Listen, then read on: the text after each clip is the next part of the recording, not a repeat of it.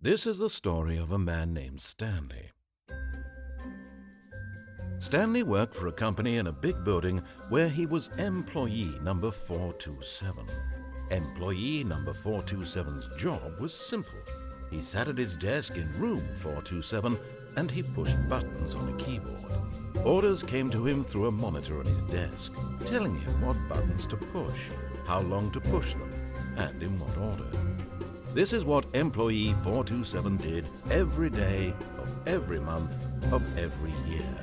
And although others might have considered it soul-rending, Stanley relished every moment that the orders came in, as though he had been made exactly for this job. And Stanley was happy. And then one day, something very peculiar happened. Something that would forever change Stanley. Something he would never quite forget.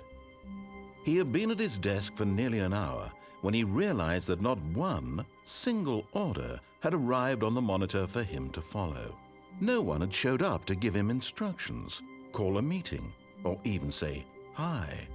Never in all his years at the company had this happened, this complete isolation. Something was very clearly wrong. Shocked, frozen solid, Stanley found himself unable to move for the longest time.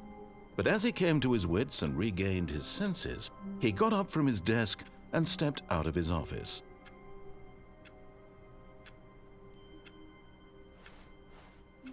All of his co-workers were gone. What could it mean? Stanley decided to go to the meeting room. Perhaps he had simply missed a memo.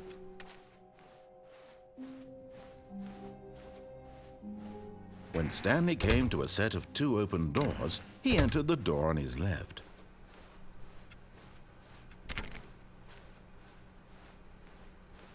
Yet there was not a single person here either.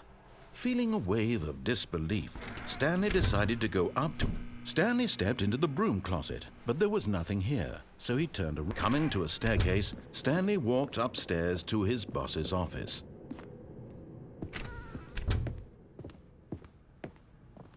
Stepping into his manager's office, Stanley was once again stunned to discover not an indication of any human life. Shocked, unraveled, Stanley wondered in disbelief who... Stanley was in such a rush to get through the story as quickly as possible, he didn't even have a single minute to just let the narrator talk. That kind of anxiety isn't healthy, so he relaxed for a few moments with some calming New Age music